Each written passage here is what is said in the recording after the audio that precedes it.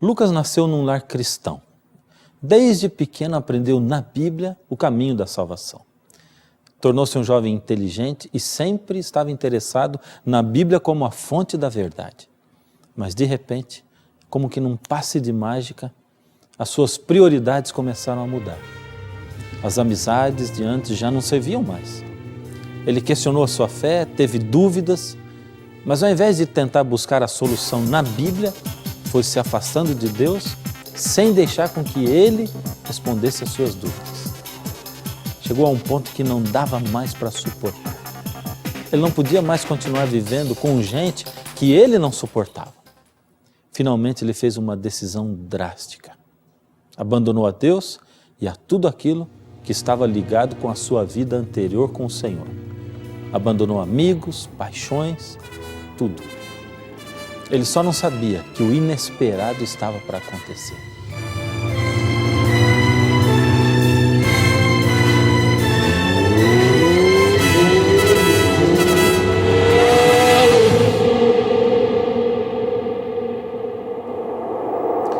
Diante da vida que Lucas viveu aqui, das decisões que ele tomou, o que você acha que vai acontecer com ele quando Jesus voltar?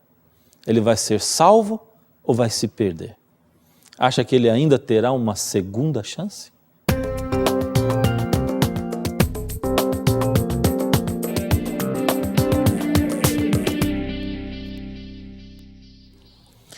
Você sabe que muitas pessoas têm acreditado que existe vida depois da morte e que a saída prevista para os nossos erros é a reencarnação. Outras acreditam que Deus ainda vai dar uma segunda chance depois dessa vida, para que as pessoas possam se decidir por Deus, mesmo depois de o terem rejeitado durante toda a sua vida aqui na Terra. Afinal, quantas chances temos depois dessa vida que vivemos aqui na Terra? Numa matéria de capa, a revista Veja colocou uma declaração da modelo Raika, que é espírita, e disse o seguinte: o que mais gosto em minha religião é que sempre temos uma segunda chance. Será que isso é verdade? O mais interessante é que mesmo entre os cristãos evangélicos, existem muitos que pensam que antes de Jesus voltar, haverá 1000 anos de chance para que as pessoas possam se arrepender, ou seja, uma segunda chance de 1000 anos. Será que podemos viver essa vida como nós bem entendemos e estar certos de que Deus nos dará ainda mais uma chance após a morte? Ou será que essa é a nossa única chance? Para termos a resposta disso, é só a gente estudar sobre a vinda de Jesus. Pois a Bíblia estabelece que o dia da vinda de Jesus é o dia do juízo, ou seja, é o dia em que o destino de todas as pessoas será definido. Veja essa declaração de Jesus sobre a sua segunda vinda. Está em Mateus 24, 30 e 31. Então aparecerá no céu o sinal do Filho do Homem. Todos os povos da terra se lamentarão e verão o Filho do Homem vindo sobre as nuvens do céu, com poder e muita glória. E ele enviará os seus anjos com grande clangor de trombeta, os quais reunirão os seus escolhidos dos 4 ventos, de uma a outra extremidade dos céus. Você percebeu? Todos os povos ou nações da terra se lamentarão e verão. Embora esse verso seja muito interessante, ele deixa no ar assim algumas dúvidas. Primeiro, por que quando Jesus voltar muitos se lamentarão? Segundo, quem são os escolhidos de Jesus a quem os anjos vão buscar? 1 Tessalonicenses 4, 16 nos dá a resposta completa. Porquanto o Senhor mesmo, dada a sua palavra de ordem, ouvida a voz do arcanjo e ressoada a trombeta de Deus, descerá dos céus e os mortos em Cristo ressuscitarão primeiro. Então vamos estabelecer agora alguns acontecimentos que marcam a segunda vinda de Jesus. Em primeiro lugar, Jesus dá uma palavra de ordem. Em segundo, os mortos em Cristo ressuscitam primeiro. Quem são os mortos em Cristo? Bem, aqueles que se entregaram a Ele enquanto viveram aqui na terra.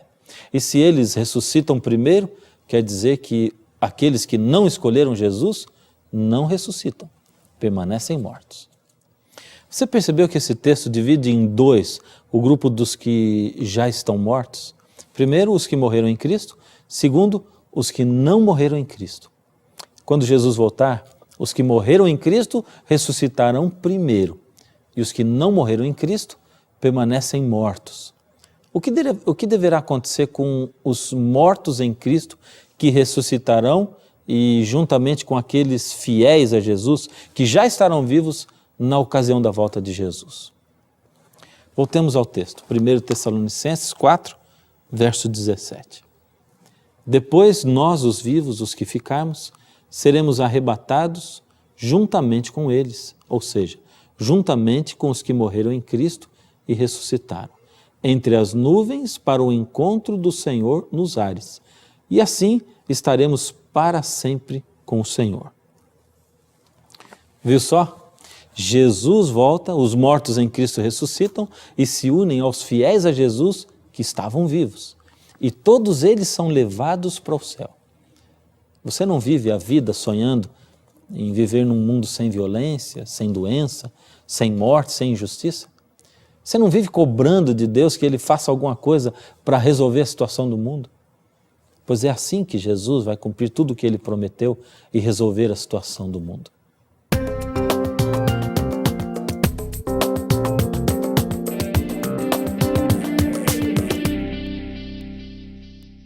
Agora, espera aí, o que acontece com aqueles que não aceitaram a Cristo?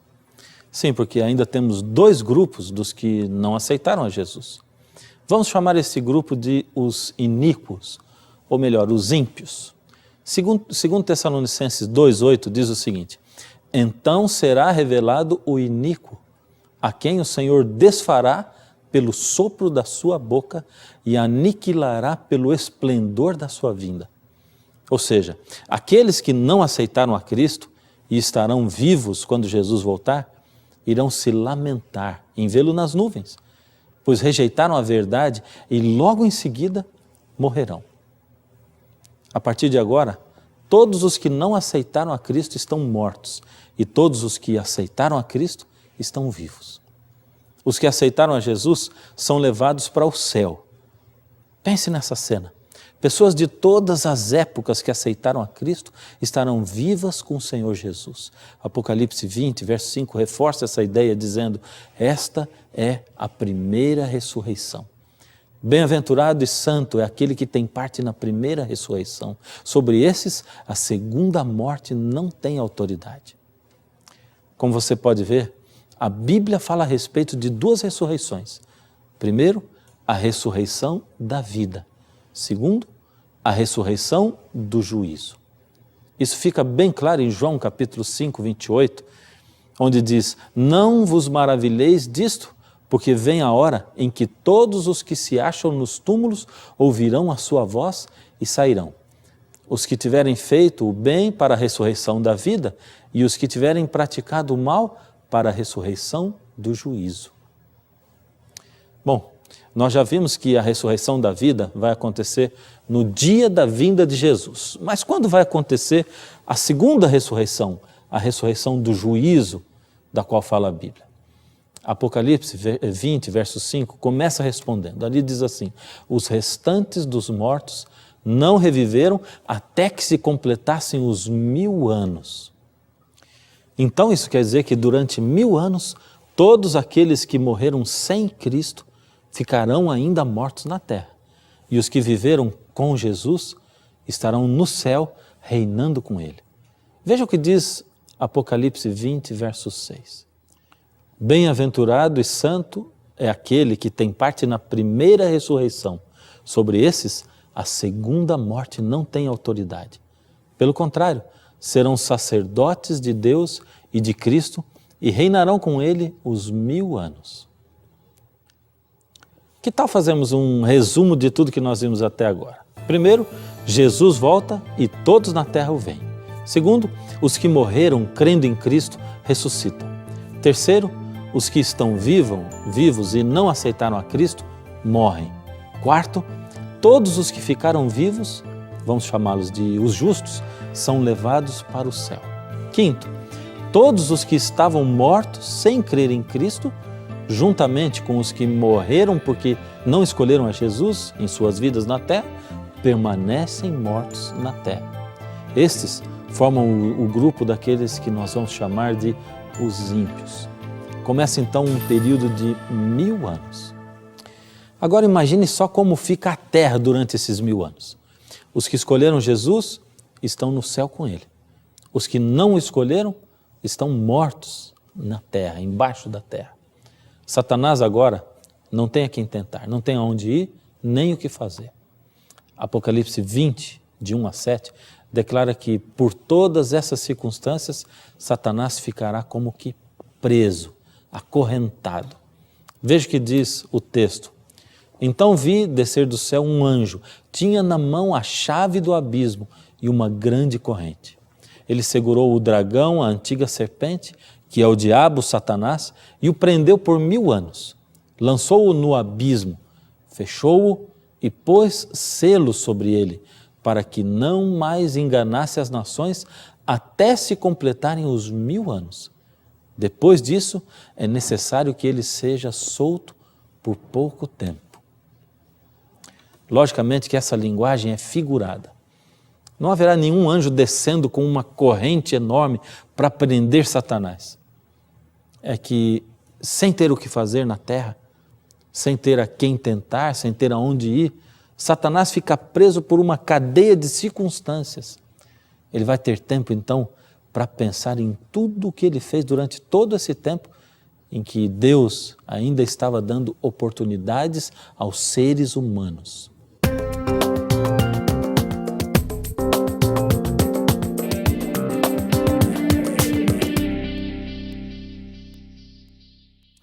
Em Jeremias 4, de 23 a 26, Deus descreve a situação em que estará a terra durante os 1000 anos. Olhei para a terra e ei-la sem forma e vazia, para os céus e não tinham luz. Olhei para os montes e eis que tremiam e todos os outeiros estremeciam. Olhei e eis que não havia homem nenhum e todas as aves do céu haviam fugido. Olhei ainda e eis que a terra fértil era um deserto e todas as suas cidades estavam derribadas diante do Senhor, diante do furor da sua ira. E Jeremias acrescenta um detalhe muito importante. Veja só o que está escrito em Jeremias 25, 33. Os que o Senhor entregar à morte naquele dia se estenderão de uma a outra extremidade da terra. Não serão pranteados, nem recolhidos, nem sepultados. Serão como esterco sobre a face da terra. Satanás estará aqui na terra com um monte de cadáveres em decomposição. Mas o texto de Apocalipse 20, verso 3, disse, e eu vou repetir novamente, quando, porém, se completarem os 1000 anos, Satanás será solto da sua prisão. Mas vamos agora juntar aí as peças desse quebra-cabeça que nós estamos montando e ver como é que tudo fica. Satanás estava preso por uma cadeia de circunstâncias, por não ter a quem tentar. Os textos anteriores diziam que, na realidade, haverá 2 ressurreições. Então, tudo indica que no final dos 1000 anos acontecerá a segunda ressurreição, a ressurreição daqueles ímpios. Agora, após os 1000 anos, tendo novamente a quem tentar, será assim que Satanás será solto da prisão. Vamos ler Apocalipse capítulo 20, versos 7 e 8, lá no finalzinho da Bíblia. Quando, porém, se completarem os 1000 anos, Satanás será solto da sua prisão e sairá a seduzir as nações que há nos 4 cantos da terra, a fim de reuni-las para a batalha. O número dessas é como a areia do mar. Como a areia do mar. Sabe o que me chama a atenção aqui? É que o número de pessoas que não escolhem a Cristo é tão grande que a Bíblia diz que é como a areia do mar. Você já se sentiu alguma vez uma minoria enquanto você estava interessado nas coisas da Bíblia, nas coisas de Deus? Os que buscam a Deus, os que aceitam a Jesus, são mesmo uma minoria, sempre, infelizmente. Muito bem, agora restam 2 perguntas a serem feitas. Primeiro, O texto afirmou que Satanás tentará seduzir os ímpios ressuscitados para uma grande batalha. Que batalha é essa? Segundo, o que os justos estarão fazendo no céu durante os 1000 anos? Bom, vamos começar por essa. Em Apocalipse 20, verso 4, diz o que os justos ficarão fazendo no céu durante os 1000 anos. Vi também tronos, e nestes sentaram-se aqueles aos quais foi dada a autoridade de julgar, e viveram e reinaram com Cristo durante 1000 anos. Você sabia que você iria julgar o mundo? Então veja o que diz 1 Coríntios capítulo 6, versos 2 e 3. Ou não sabeis que os santos hão de julgar o mundo? Ora, se o mundo deverá ser julgado por vós, sois acaso indignos de julgar as coisas mínimas? Não sabeis que havemos de julgar os próprios anjos, quanto mais as coisas desta vida? Deus é tão maravilhoso que Ele vai passar 1000 anos dando satisfação do que Ele fez. Ele poderá mostrar, quem sabe, como num filme, como tudo começou, como Lúcifer se tornou Satanás, e porque algumas pessoas que se esperavam ver no céu não estão lá, enquanto que outras que não se esperavam, ali estão. Muito bem, hora do segundo resumo.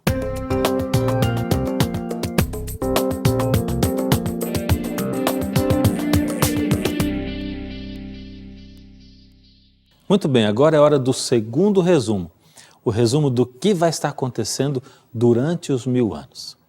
Jesus estará no céu com aqueles que o escolheram, Ele estará dando satisfações, ou seja, deixando que cada um julgue por si mesmo se Deus foi justo em tudo que fez. Os que morreram sem aceitar a Jesus estarão mortos na terra. A terra estará desolada, Satanás, sem ter a quem tentar, estará preso na terra. Agora a segunda pergunta: que batalha é esta que Satanás vai convocar? Vamos ver agora em sequência os acontecimentos do fim dos 1000 anos. Primeiro, os ímpios ressuscitam. Esta é a segunda ressurreição. Está relatada em Apocalipse capítulo 20, verso 5. Os outros mortos não reviveram até que se completassem os 1000 anos. Segundo, a cidade santa desce do céu. Apocalipse 21, 1 e 2 diz: E eu, João, vi um novo céu e uma nova terra. Vi também a cidade santa, Nova Jerusalém, que descia do céu da parte de Deus, ataviada como noiva adornada para o seu esposo. Terceiro, Satanás reúne a grande multidão dos ímpios e marcha contra a cidade santa a fim de guerrear contra ela. Apocalipse 20, versos 7 e 8, relata o seguinte: Quando, porém, se completarem os 1000 anos, Satanás será solto da sua prisão e sairá a enganar as nações, cujo número é como a areia do mar, para ajuntar para a grande batalha. Apocalipse 20, verso 9, completa. Marcharam então pela superfície da terra e sitiaram o acampamento dos santos e a cidade querida.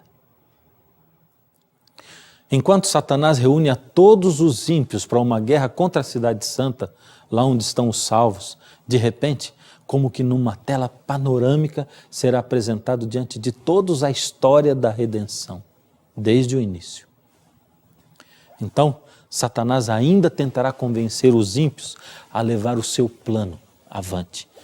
Tudo será em vão, pois haverá entre os ímpios tão grande desentendimento que antes que eles se destruam uns aos outros, se cumprirá o que está escrito em Apocalipse, capítulo 20, verso 9. Apocalipse 20, verso 9. Marcharam então pela superfície da terra e sitiaram o acampamento dos santos e a cidade querida.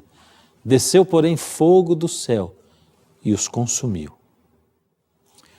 Malaquias 4, verso 1, descreve também que alguns serão como palha e não haverá nem raiz nem ramos. O mesmo fogo que os consome purifica a terra.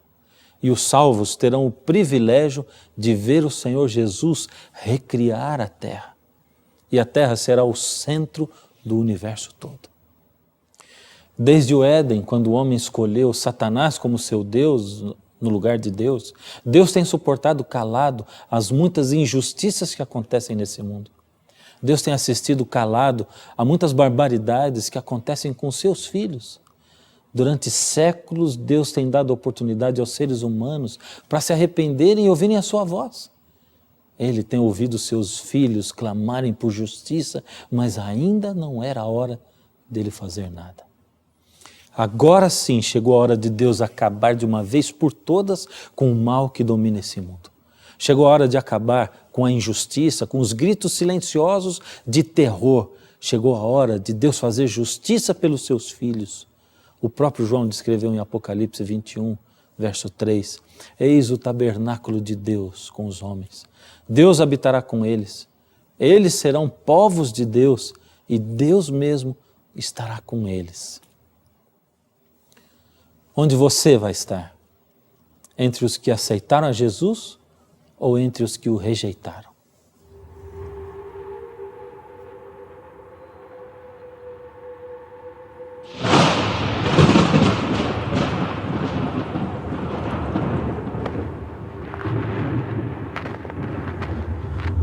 Acho que eu tô sozinho aqui. Hoje não.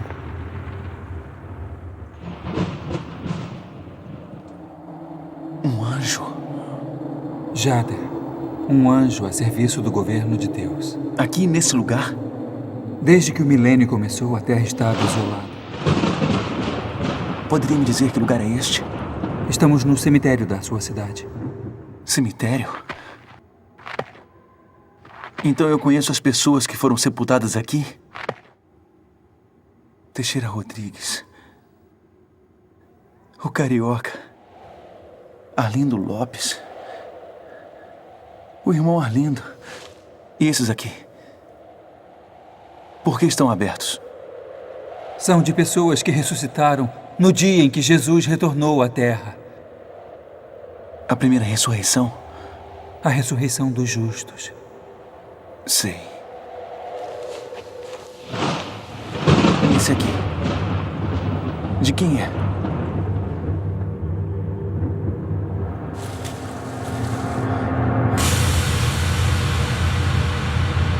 Lucas de Albuquerque. Foi isso mesmo que eu li? Exatamente isso, Lucas. O que aconteceu? Infelizmente, esse é o seu túmulo. Mas ele tá fechado. Quer dizer que eu tô perdido.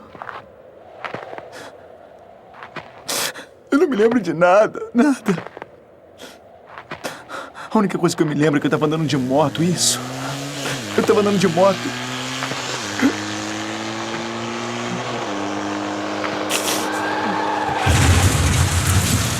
Por que você não me pediu? Nós não fazemos nada que venha ferir o princípio da liberdade. Cada pessoa tem que escolher seu próprio destino.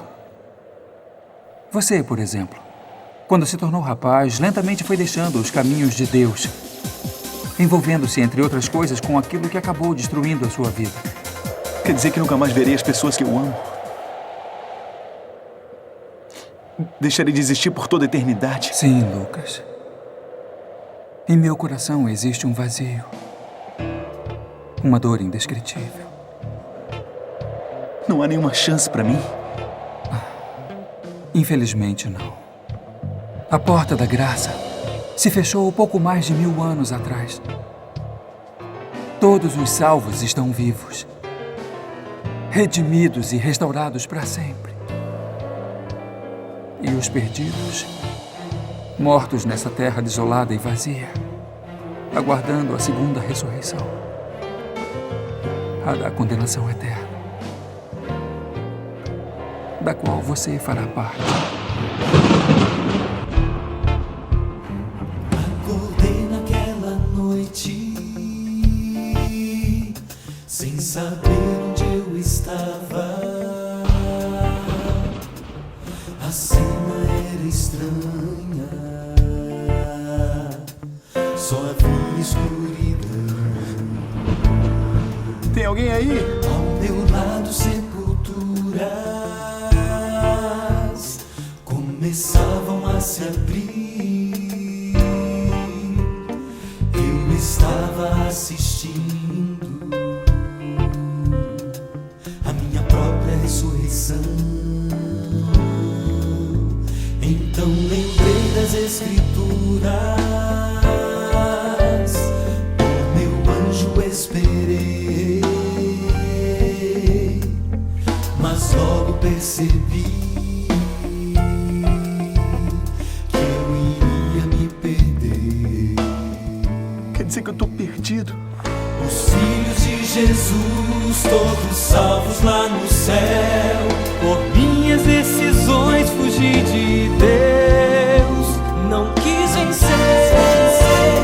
Tanto tempo eu senti que Ele estava me chamando. Tantas vezes recusei ouvir a voz do Salvador. Eu deixei o pai chorando, escolhi sair do lar, pensando que haveria tempo de retornar. Tanto tempo implorei que o Senhor voltasse o tempo. Quantas vezes me lembrei que Deus perdoa o que fiz. Eu apenas não lembrei que o tempo aqui não é eterno, e o Pai que volta ao tempo tornou-se agora meu juiz.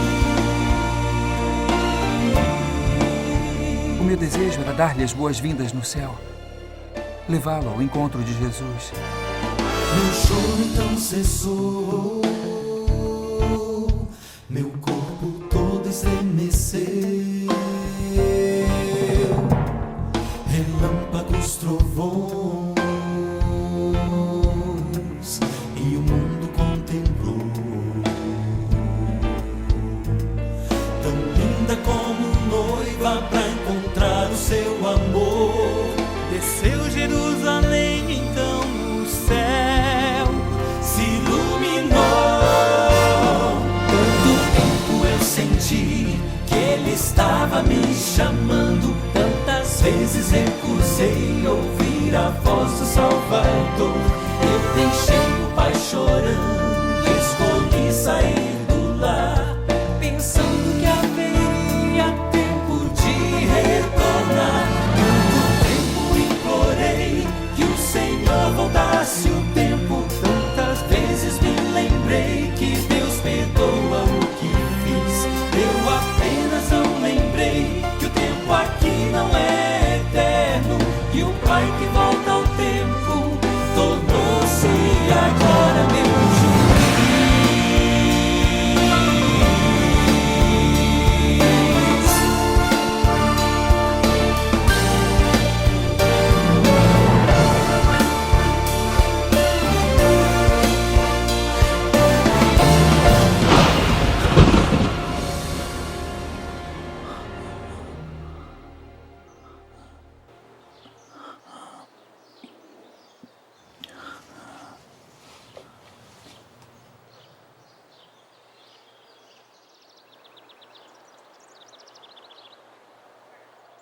Que pesadelo.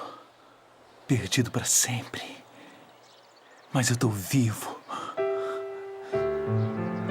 Vivo. Entregue o seu coração ao Senhor hoje. Eu gostaria de fazer com você uma oração entregando a sua vida ao Senhor. Tome a sua decisão ao lado dele, inclinando a cabeça comigo. Senhor Deus, entrego hoje a vida desse seu filho, dessa sua vida nas suas mãos. Não queremos entregar o nosso coração por medo do que vai acontecer aos que se perderem, Senhor.